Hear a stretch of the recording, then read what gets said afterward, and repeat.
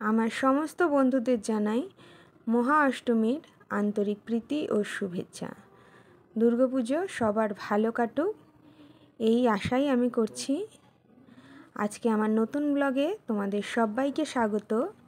গতকাল ছিল মহাসপ্তমী, তো গতকাল আমরা সপরিবারে বেরিয়ে পড়েছিলাম ঠাকুর দেখতে। এবার কিন্তু সপ্তমীর দিন ভিড়টা বেশ কমই ছিল। আর যাই হোক, আমরা অনেকটা রাত করেই বেরিয়েছিলাম, তখন 11:30 বাজে। তখন বেরিয়েছিলাম ভিড়টা এড়ানোর জন্যই, আর ঠিকই ভিড়টা এড়াতেই পেরেছিলাম। ওই সময় গিয়ে কিন্তু দেখলাম ভিড়টা কমে আছে। প্রথমেই আমরা চলে গেছিলাম আমাদের বাড়ির খুব কাছে অবস্থিত রায়গঞ্জের দেহশ্রী ব্যায়ামাগারে। এখানে বেশ মণ্ডপটা খুব সুন্দর করেছে। আমার ছোট মেয়েকে দেখো, ও কিন্তু নিজের তালেই ব্যস্ত আছে, নিজে একা একা ঘুরে ঠাকুর দেখছে। এরপরে আমরা চলে গিয়েছিলাম রায়গঞ্জের বিজয় সঙ্গতে। আচ্ছা, আমি তো তোমাদেরকে জিজ্ঞেস করতেই ভুলে গেলাম, আমাদের সবাইকে কেমন লাগছে সেটা কিন্তু কমেন্ট করে অবশ্যই জানাবে। আর স্পেশালি আমার মেয়েদেরকে কেমন লাগছে সেটা জানাতে কিন্তু একদম ভুলবে না। তোমাদের পুজো কেমন কাটছে সেটাও কিন্তু আমাকে জানাবে।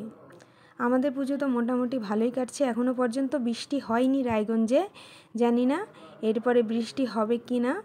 বৃষ্টিটা যেন না হয়, পুজোটা ভালো ভালো কাটুক আশা করি, এরপরেই যেন বৃষ্টিটা হয়। এরপরে আমরা চলে গিয়েছিলাম নেতাজি শান্তি ক্লাব। এখানেও বেশ ছোটোর মধ্যে পুজোটা কিন্তু খুব সুন্দর করে সাজিয়ে তুলেছে। তোমরা কে কে এই ক্লাবে ঠাকুর দেখতে গিয়েছো আর তোমাদের কেমন লাগলো সেটাও কিন্তু আমাকে অবশ্যই অবশ্যই জানাবে। এই আমার মেয়েদের জন্যই কিন্তু আমাদের প্রতিদিন ঠাকুর দেখতে বেরোনো।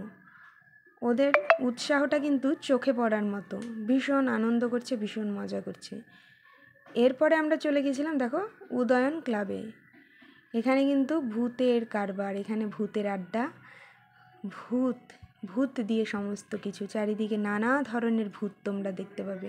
বেশ ভালো লাগলো, কিন্তু আমার মেয়ে কিন্তু ভীষণ ভয় পেয়ে গেছে ভূত দেখে, বড় মেয়ে। এত ভূত, সত্যি একা একা গেলে এখানে যে কেউ ভয় পাবে। আর ও তো বাচ্চা মানুষ, ওর তো ভয় পাওয়ারই কথা। তোমাদের কেমন লাগলো এই পুজোটা সেটা কিন্তু জানাতে একদম ভুলবে না। আচ্ছা, আমার এই ব্লগগুলো তোমাদের কেমন লাগে সেটা কিন্তু কমেন্ট করে জানাবে। ভালো লাগলে লাইক, কমেন্ট, শেয়ার আর ফলো করে পাশে থাকার অনুরোধ রইল সকলের কাছে।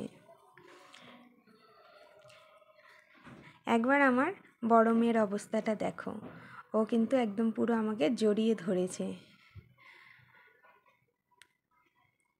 এখান থেকে গেলাম মিলন সূর্য ক্লাবে। এখানেও কিন্তু ছোটোর মধ্যে পুজোটা খুব সুন্দর করে তোলা হয়েছে, খুব সুন্দর হয়েছে। প্রতিমাটা ভীষণই সুন্দর হয়েছে।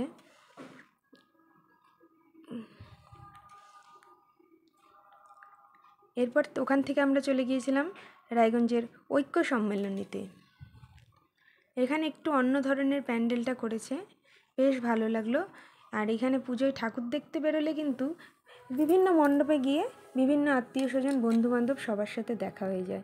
এই যে যেমন দেখো, এখানে আমার ছোটো মামা, বড় মাসি, সবাই ওদের সাথে দেখা হয়ে গেল। ওরা সব একসাথে ঠাকুর দেখতে বেরিয়েছে। ওখানে গিয়ে দেখি ওদের সাথে, তো ওদেরকে দাঁড়িয়ে কিন্তু ওদের সাথে একটু ছবি তুলে নিলাম। এরপর ওখান থেকে চলে গেলাম প্রতিবাদে। সেখানে গিয়েও দেখি কিন্তু সেখানে ছোটো মামারা আমাদের পিছে পিছেই চলে এসেছে। এখানে বেশ মায়ের আঁচলের মধ্যে যে সমগ্র পৃথিবীটা থাকে সেটাকেই কিন্তু তুলে ধরা হয়েছে। মায়ের এই আঁচল সন্তানরাই একমাত্র মর্ম বোঝে।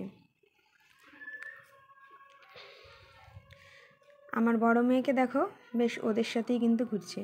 ও লোক ভীষণ ভালোবাসে, ও সবাইকে নিয়ে থাকতেই পছন্দ করে। এরপর আমাদের ঠাকুর দেখা প্রায় শেষ। আমাদের এটা লাস্ট ঠাকুর দেখা। আমরা চলে গিয়েছিলাম রায়গঞ্জের বিধাননগর, আমাদের বাড়ির খুব কাছে বিধাননগর ক্লাবের ঠাকুর দেখলাম। এরপরে কিন্তু এখান থেকে আমরা সরাসরি বাড়ি চলে যাব, কারণ অনেক রাত হয়ে গেছে, বাচ্চাদেরও ঘুম পেয়ে গেছে। তো আমার এই পুজোর সপ্তমীর রাতের ঘোরা তোমাদের কেমন লাগলো তা অবশ্যই কমেন্ট করে জানাবে।